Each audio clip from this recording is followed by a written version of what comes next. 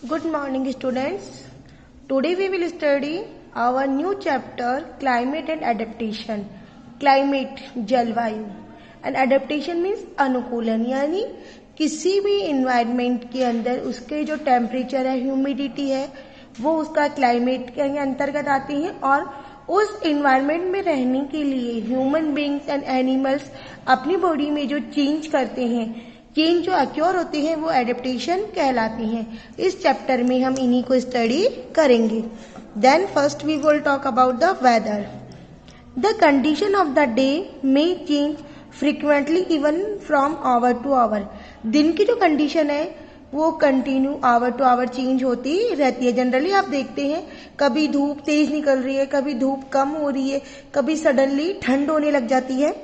For example, it is a bright and sunny day with no sign to rainfall. Example की हम लेते हैं कि एक sunny day है जिसके अंदर कोई भी इंडिकेशन नहीं है कि बारिश होगी। By the time you leave school, लेकिन जैसे ही आपके स्कूल लीव करने का टाइम होता है, it may rain and get, अचानक से बारिश शुरू होती है और आप completely ड्रेंच हो जाते हैं, गीले हो जाते हैं, यानी सडनली बारिश होना शुरू हो गई और आप गीले हो गए। This happens when the weather change. ऐसा कब होता है? जब वेदर चेंज होता है। Hence weather can be defined as the condition of the atmosphere of a given place at a particular time. It means हम ये कह सकते हैं कि वेदर क्या है?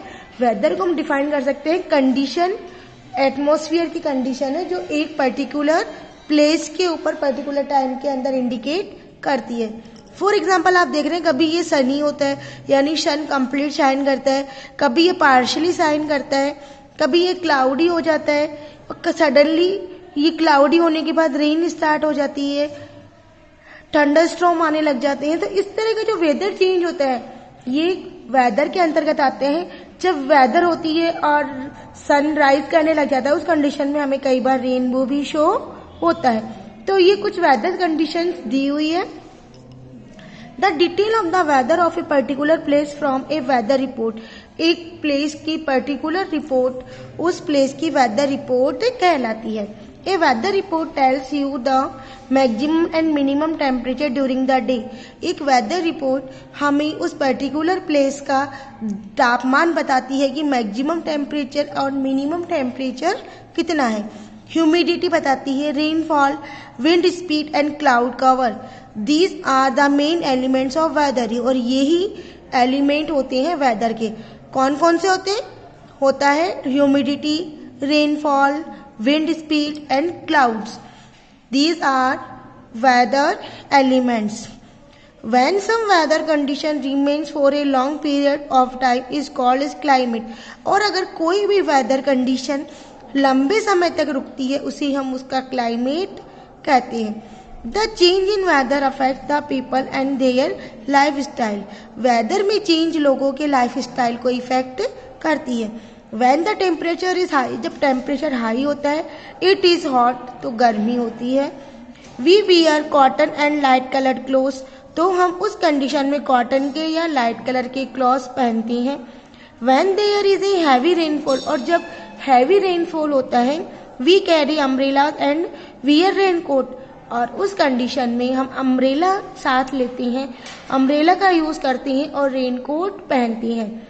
We cancel outdoor plans and stay indoor, और रेनी सीजन में जनरली हम आउटडोर प्लान को कैंसिल करते हैं और घरों में ही रहना प्रीफर करते हैं।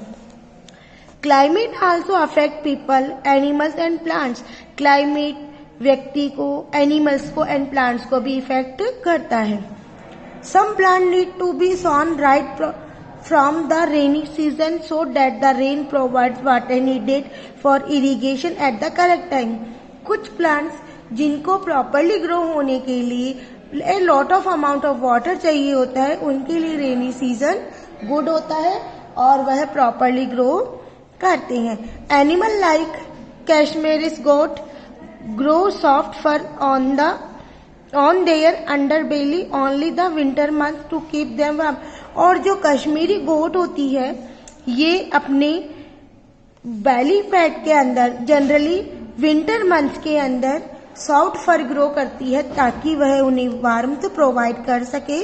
People wear woollen cloth in winter and cotton cloth in summer.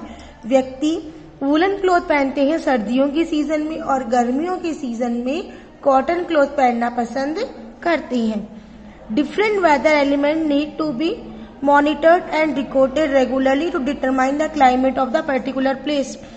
किसी भी प्लेस के पर्टिकुलर टेम्परेचर को इंडिकेट करने के लिए हमें उसके टेम्परेचर और अदर एलिमेंट को मॉनिटर करना होता है और उनका रिकॉर्ड मेंशन करना होता है। Then temperature.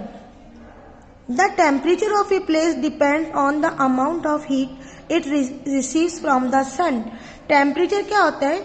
हीट के ऊपर डिपेंड करता है। हीट सन के द्वारा प्रोवाइड होती है। On a sunny day the skies are clear. Sunny day, जिस दिन सन शाइन प्रॉपरली करता है उस दिन स्काई क्लियर होता है। The sun rays directly fall on the surface of the earth. और जो सन रेज है डायरेक्टली अर्थ की सरफेस पे आती है।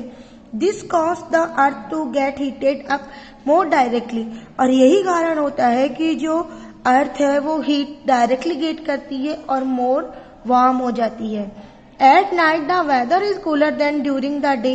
जबकि रात के समय जो वेदर है वो कूलर होता है comparison to day time, because there are no sun rays. क्योंकि उस समय कोई भी सन रेज नहीं होता है। The temperature is measured by an instrument called thermometer. Temperature को मेजर करने के लिए हम एक इंस्ट्रूमेंट यूज करते हैं जिसे हम थर्मोमीटर कहते हैं। The instrument that measure both maximum and minimum temperature during the day is called maximum minimum thermometer. और ऐसा इंस्ट्रूमेंट जो एक साथ मैक्सिमम टेम्परेचर और मिनिमम टेम्परेचर दोनों को मेजर कर सकता है उसे हम मैक्सिमम मिनिमम थर्मोमीटर बोलते हैं। ह्यूमिडिटी, नमी, आर्द्रता। जनरली कई बार हमें एटमॉस्फेयर के अंदर गीलापन फील होता है, वह उस प्लेस की ह्यूमिडिटी को इंडिकेट करता है। The amount of moisture in the air is the humidity of a place. The areas near the sea have higher humidity than land locked areas.